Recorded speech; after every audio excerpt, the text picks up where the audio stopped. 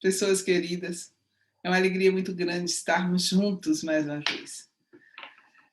Sejam bem-vindos ao nosso canal Caminhos para o Evangelho. Gostaria de compartilhar com vocês algumas tradições espirituais, alguns modos, algumas culturas que têm modos bastante diferentes do nosso, mas que têm as suas tradições espirituais, as suas tradições religiosas, e como esse conhecimento também nos leva ao conhecimento do Evangelho. Às vezes a gente pergunta, o que o hinduísmo tem em comum com o cristianismo? O que o judaísmo tem em comum com o cristianismo? O que o budismo tem em comum com o cristianismo? E o que o cristianismo pode oferecer para outras religiões, né? Para outras culturas? Quem são os cristãos? O que é o cristianismo? Essas são questões que serão postas ao longo do nosso tempo de estudo aqui nesse canal.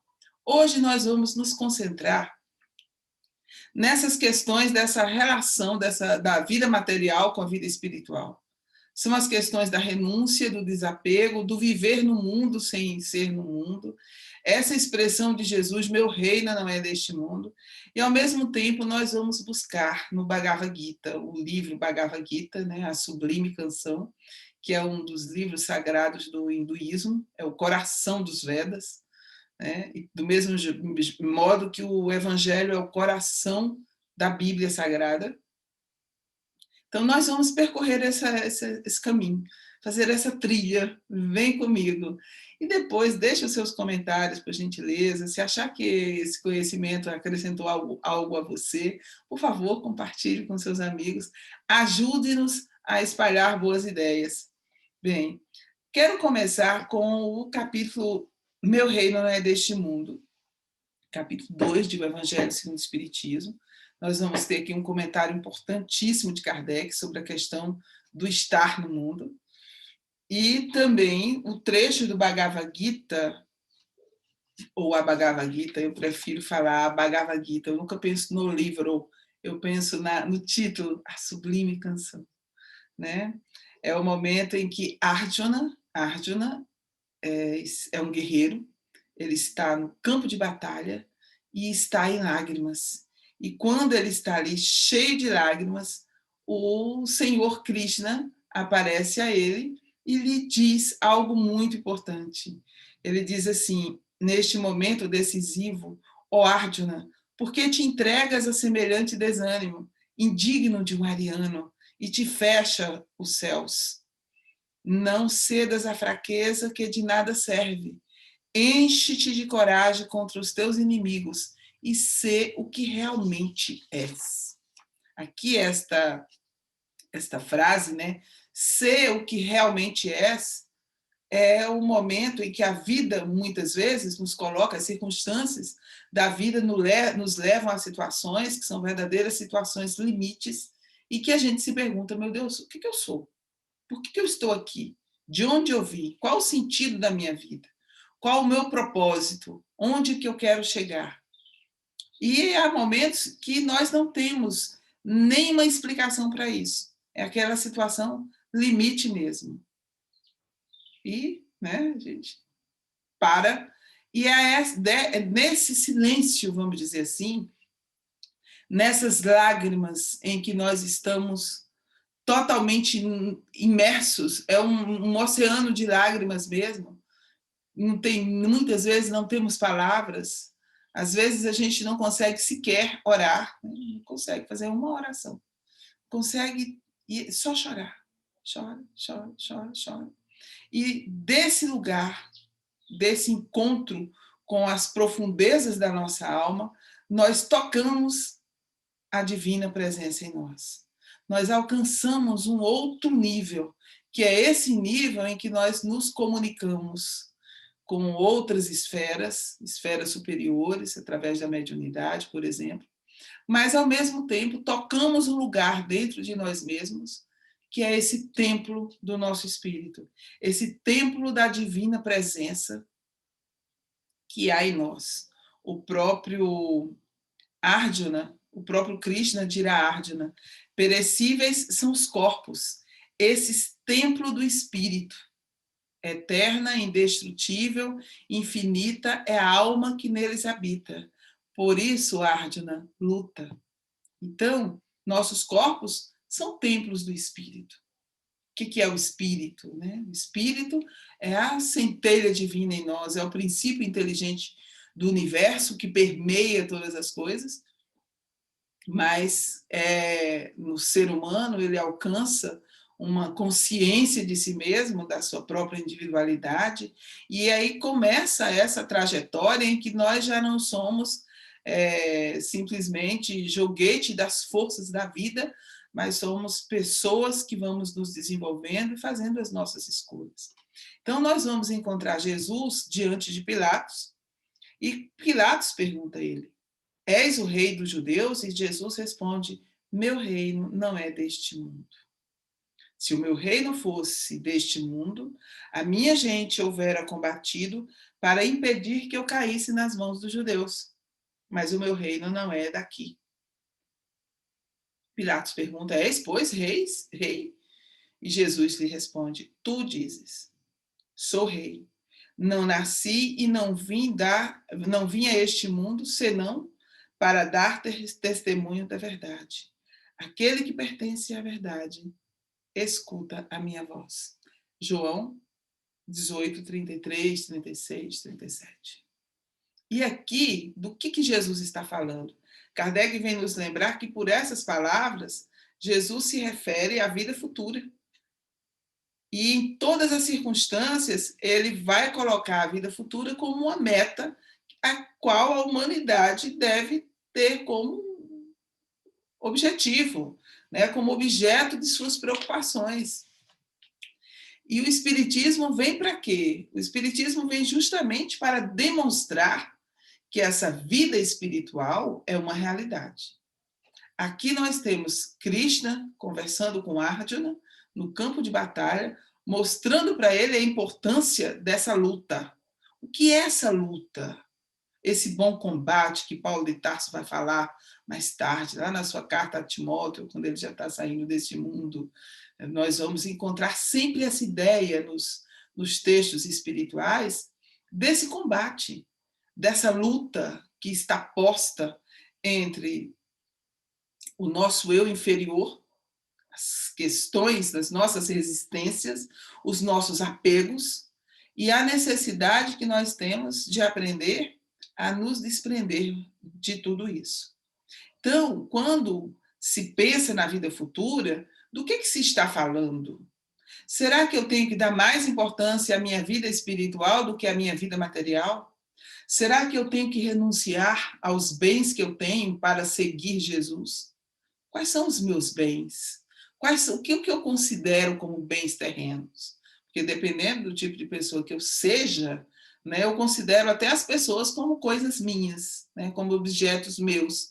Pessoas que eu quero controlar, pessoas que parecem que elas não têm o direito de ser quem elas são, de ter sua própria vontade e agir como deve agir, né?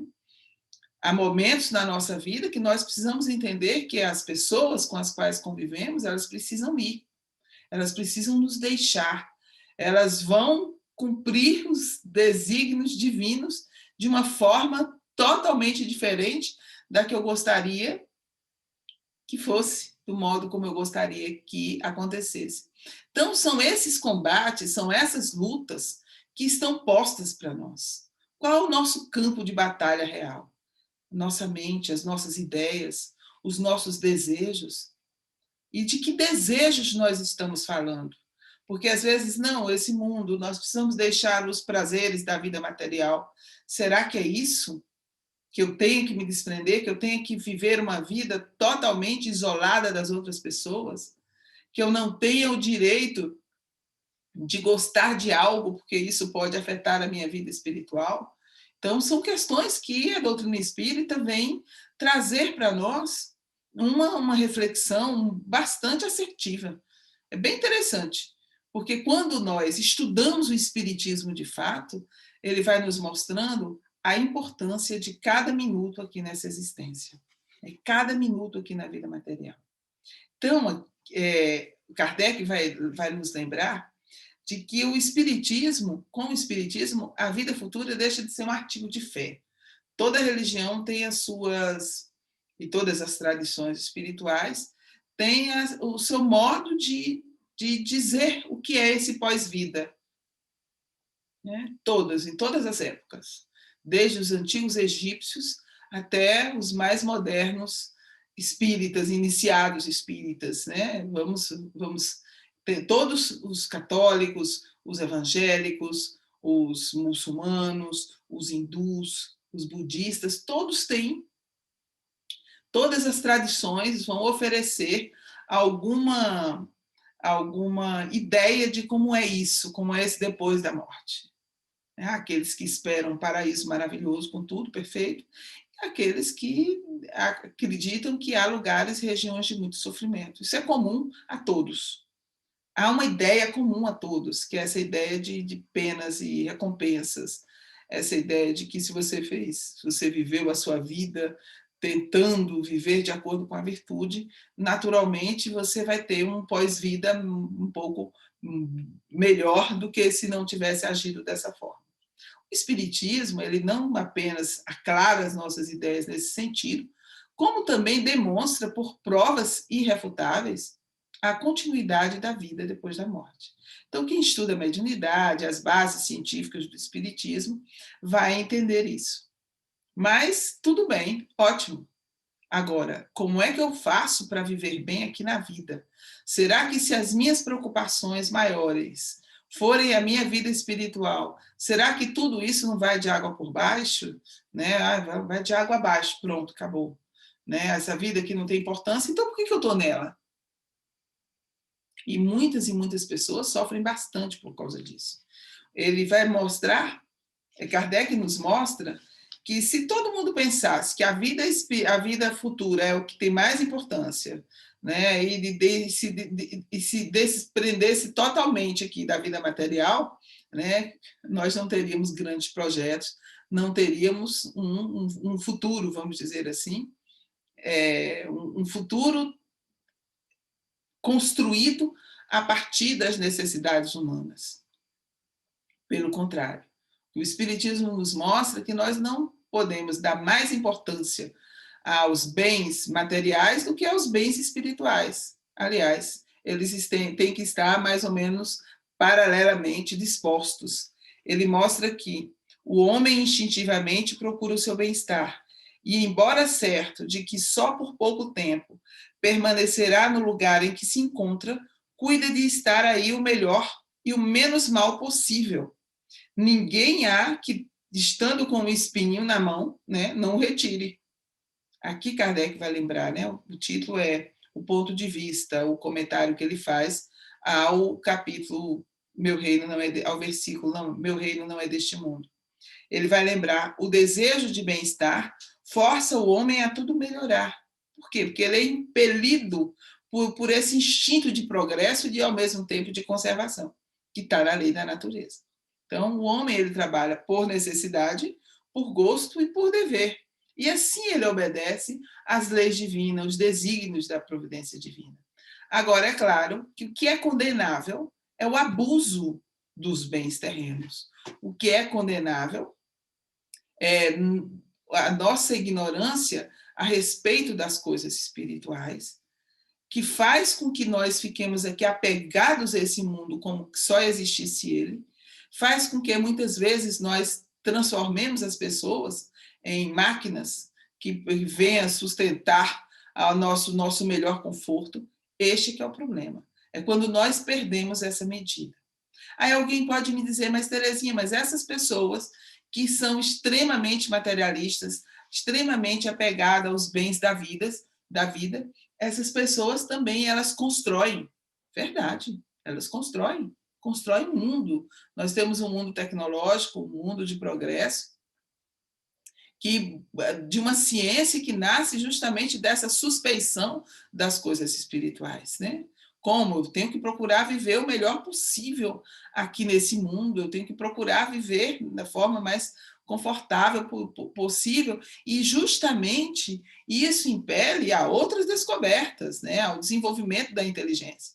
Só que essa mesma inteligência, o próprio Kardec vai dizer isso mais tarde, né, no capítulo Buscar e Achareis, ele vai dizer que essa mesma inteligência que o homem aplica num primeiro momento para atender às suas necessidades materiais, é essa mesma inteligência que vai fazer com que ele venha compreender mais tarde as grandes verdades espirituais. E nós que estamos aqui buscando a verdade, somos buscadores da verdade, essa verdade que nós encontraremos dentro de nós à medida que vamos meditando, que vamos pensando, que vamos refletindo, essa verdade nos levará a essa ideia que os grandes mestres nos mostram, que é a ideia de que somos espíritos imortais, criados por Deus à sua imagem e semelhança. O Krishna diz aqui a Arjuna, quem pensa que é alma, o eu que mata, o que morre, não conhece a verdade. O eu não pode matar nem morrer. O eu nunca nasceu, jamais morrerá. Uma vez que existe, nunca deixará de existir. Sem nascimento, sem morte, imutável, eterno, sempre ele mesmo é o eu, a alma, não é destruído com a destruição do corpo material. Quem sabe que a alma de tudo é indestrutível e eterna, sem nascimento e sem morte, sabe que a essência não pode morrer, ainda que as formas pereçam. Assim como o homem se despoja de uma roupa, gasta e veste roupa nova, assim também a alma incorporada se despoja de corpos gastos e veste corpos novos. Olha que coisa mais linda, isso aqui é a Bhagavad Gita, né? Isso aqui é a mesma coisa que nós espíritas acreditamos. Nós passamos de corpo a corpo e cada vez mais vamos aprendendo a amar, vamos descobrindo essa fonte do amor dentro de nós mesmos. Por isso que ele vai lembrar que nós não podemos nos entristecer com aquilo que é inevitável. Ele vai lembrar aqui que o sábio, ele não se entristece nunca. Mas o que é esse não se entristecer? É esse desapego, é esse desprendimento. Assim também como Kardec põe, aquele que coloca a vida do ponto de vista espiritual, né, essa vida presente do ponto de vista espiritual, ele sabe que tudo passa, que ele tem que procurar estar aqui da melhor forma possível e criar o bem-estar para as outras pessoas. O desapego para nós, a renúncia para nós, não é deixar tudo e começar uma vida diferente, totalmente diferente, longe da vida material. Pelo contrário. Eu vou trazer para vocês agora um dos maiores exemplos de renúncia, de desapego que nós conhecemos, que está no livro O Céu e o Inferno, que é o caso de um espírito feliz, a Condessa Paula. A Condessa Paula, Kardec vai colocar aqui no livro O Céu e o Inferno, ela é bela, jovem, rica, de família ilustre. A Condessa Paula era também um modelo de qualidades intelectuais e morais. Faleceu em 1851 com 36 anos de idade, gente. Ela é daquelas pessoas que, quando morre, as pessoas perguntam, gente, por que Deus retira tão cedo uma pessoa dessa aqui da Terra? Kardec coloca isso aqui. E todos os que a conhecem abençoam a sua memória. Quem era ela? Quais eram as características da Condessa Paula? Era boa, meiga, indulgente, sempre pronta a desculpar ou atenuar o mal, em vez de aumentá-lo. Jamais a maledicência lhe maculou os lábios, sem arrogância nem austeridade, ao contrário, era um modelo de benevolência, de dedicada familiaridade com todas as pessoas com as quais elas tratavam. Né? Na época da Condessa Paula, existia aquele grupo de pessoas superiores e inferiores. Hoje não existe mais, felizmente. Né? Hoje já amadurecemos o bastante para entender que ninguém é inferior a gente e nós não somos superiores a ninguém, graças a Deus. Mas naquela época, sim, havia essa ideia. Então, ela se preocupava muito com as pessoas que viviam do próprio trabalho, né? As pessoas que precisavam de dinheiro para atender suas necessidades. Então, ela era muito, muito cuidadosa com isso. Ela diz aqui, jamais reteve o pagamento de um salário. com certeza era comum na época, né? Nessa época, 1850, havia escravos, havia servos, e ela diz assim, o Kardec diz aqui, a simples ideia de que alguém pudesse experimentar uma privação por sua causa ser-lhe-ia uma causa de remorso na consciência. Então ele diz aqui, ó, ela não pertencia ao número dos que sempre encontram dinheiro para satisfazer as fantasias sem pagarem as próprias dívidas. Ah, que interessante a posição. Não podia compreender que houvesse prazer para um rico em ter dívidas e se julgaria humilhada se lhe dissessem que os seus fornecedores eram constrangidos a lhe fazer adiantamento. Ou seja, ela era aquela pessoa que sabia lidar com dinheiro. Ela diz aqui, a sua beneficência era inesgotável. Ela exercia a caridade do coração, essa que não busca aplausos. Só Deus sabe as lágrimas que enxugou, os desesperos que acalmou, pois tais virtudes só tinham por testemunhas os infelizes que a assistiam. É muito interessante essas pessoas que fazem essa caridade, porque, principalmente depois da sua morte, tem sempre alguém junto de você para lhe contar uma história sobre essa pessoa. Só me lembro do meu pai. Meu pai era essa pessoa. Quando ele morreu, as pessoas vinham nos contar coisas, bens, o bem que ele fazia, a caridade, essa caridade desconhecida que ele exercia. Era uma história dos meus pais, é uma história muito bonita. Ele diz aqui, Kardec diz aqui, que a Condessa Paula sabia como ninguém descobrir os infortúnios ocultos, socorrendo sempre, né? E, claro, ela tinha funções na alta sociedade, ela tinha que lidar com as funções do marido dela, o conde, né? Com os encargos domésticos, mas ela satisfazia todas as exigências da sua posição social. Fazia sem avareza, sem desperdício, com método, né? De tal modo que aquilo que para uma era bastante, para ela bastava a metade, né? Desse modo, ela reservava parte daquilo que lhe cabia justamente para assistir as pessoas mais necessitadas. Então, quando ela morreu, um dos parentes dela evocou-a 12 anos depois. E qual foi a resposta dela, né? Porque qual era a ideia que se tinha? Que ela era um espírito feliz. Qual foi a resposta da Condessa Paula? Ela disse para o amigo, tendes razão em pensar que eu sou feliz, meu amigo. Realmente eu sou muito mais feliz do que a linguagem pode exprimir. E aí ela diz, estive entre os felizes da terra, não me lembro de ter tido um desgosto sequer, juventude, saúde, fortuna, tudo que para vós constitui felicidade eu possuía, mas o que é essa felicidade comparada a que desfruto aqui? E aí ela começa a fazer uma comparação do que ela sente. E aí vem uma questão muito importante que a gente vai ver aqui na Bhagavad Gita, que a questão é como esse sentimento, essa leveza que a vida, que a consciência da vida espiritual nos oferece. O que é a felicidade aqui no mundo? Nossos desejos atendidos, gente. Nossa felicidade aqui no mundo, né? Para a maioria de nós, a felicidade são os desejos atendidos. Para nós que buscamos a vida espiritual, a felicidade já não é deste mundo, porque a felicidade vai vir de quê? De uma consciência pura, vai vir de um coração que busque, de fato, os prazeres da alma, né? As alegrias da alma. Essa felicidade é diferente. Então, a Condessa Paula diz que ela traz, inclusive, uma informação muito, muito importante, né? Nesse momento, a Terra é a nossa grande preocupação, que o movimento dos espíritos é muito grande, que numerosas falanges vêm aqui ao planeta Terra para auxiliar o progresso e a evolução.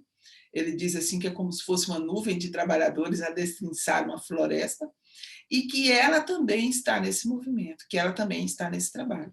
Por quê? Porque a Terra precisa se regenerar. Mas essa posição que ela ocorreu, que ela alcançou nessa existência, de um espírito essencialmente caridoso, absolutamente desprendido, totalmente desapegado da vida material, não é uma posição que ela alcançou sem luta. Em muitas vidas, muitas existências, ela viveu existências de provas, de trabalho rude, mas ela precisava passar pela última prova, que era a mais perigosa de todas, naturalmente, que era a da fortuna e do bem-estar material, um bem-estar sem sombra de desgosto. E ela diz assim, nisso que constituía o perigo. Então, qual é o objetivo da nossa vida material? Nós aprendemos a dominar a matéria. É exatamente isso. Né? É viver no mundo sem ser do mundo.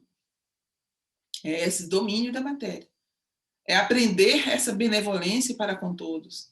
É aprender a oferecer o melhor de nós. Se a fortuna, a riqueza vem às nossas mãos, nós temos uma missão, né, de concentrar, estar ali concentrada nas nossas mãos, a possibilidade de auxiliar a outras pessoas a crescerem, a se desenvolverem, né, a estudarem, tem muitas coisas. Se a pobreza, se nós estamos ali numa condição de pobreza, há também algo que está nos dizendo. De um lado, a resignação, o trabalho que nós precisamos fazer conosco mesmo para aprender a viver com o mínimo, mas também há um impulso que nos leva a sair, a melhorar. No Evangelho segundo o Espiritismo é dito que o homem pode nascer numa posição difícil justamente para aprender a sair dela. Então, o Espiritismo não condena a vida material, nem os textos sagrados, quando nos convida, todos os textos sagrados, quando nos convida a olhar a vida do ponto de vista espiritual, ela não nos pede que nos retiremos do mundo, pelo contrário, nós estamos aí no campo de batalha. Estamos aqui lutando para que sejamos pessoas melhores, para que possamos vencer. Quando Jesus diz o meu reino não é deste mundo, ele quer dizer exatamente isso, que nós precisamos trabalhar neste mundo, nos lembrando que a passagem por aqui é breve, mas que estamos trabalhando para que cada vez mais esse mundo seja melhor. A Terra, né, será um planeta naturalmente de regeneração, a Terra também progredirá quando nós que estamos aqui escolhermos caminhos melhores, né, caminhos nos quais possamos, juntos, descobrir as belezas que a vida nos oferece, as potências da nossa alma que precisamos trabalhar. Né? A gente fica pensando, meu Deus, o que vem depois? Né? O que vem depois? Nesse momento, precisamos limpar o terreno, gente. A terra, como disse a Condessa Paula aqui maravilhosamente, é como se fosse uma grande floresta e os trabalhadores estão ali destrinçando. O que nós vamos encontrar, o que nós vamos construir, isso aí vai depender de nós mesmos, né? Felizmente, as forças poderosas da vida estão aqui atuando, estão aqui trabalhando. Então, para encerrar, eu gostaria de terminar com uma das frases que eu gosto do Bhagavad Gita, que ele vai dizer: eterno e indestrutível é o eu, que está sempre presente em cada ser. Por isto, ó Arjuna, não te entristeças com coisa alguma. De mais a mais, visando o teu próprio dever, não vaciles, porquanto, para um príncipe da classe dos guerreiros, nada é superior a uma guerra justa. Felizes deveras são os guerreiros chamados a lutar numa batalha dessa natureza, que eles vêm espontaneamente como uma porta aberta para os céus. Então, estamos aqui, minhas irmãs queridas, meus irmãos amados, no campo de batalha, nessa porta aberta para os céus, realizando as nossas tarefas, os nossos trabalhos, muitas vezes com condições extremamente difíceis, mas é o que nós temos para hoje e, com isso, vamos oferecer sempre o melhor. Nem sempre conseguimos, mas o melhor sempre é aquilo que colocamos o coração junto, né? Inteligência e bondade, benevolência precisam se unir. Esse é o sentido da verdadeira caridade, né? Então fica aqui a lembrança de Jesus. Meu reino não é deste mundo. Por agora, o meu reino ainda não é daqui, né? E nós estamos aqui juntos construindo esse reino de paz, esse reino de amor em nossos corações. Que Deus nos abençoe, nos dê muita paz, muita alegria de viver. Deixe seus comentários, suas sugestões, por favor. compartilhe com os amigos, coloque aí o seu likezinho e ajude-nos a espalhar boas ideias. Essa é a nossa intenção. Um abraço.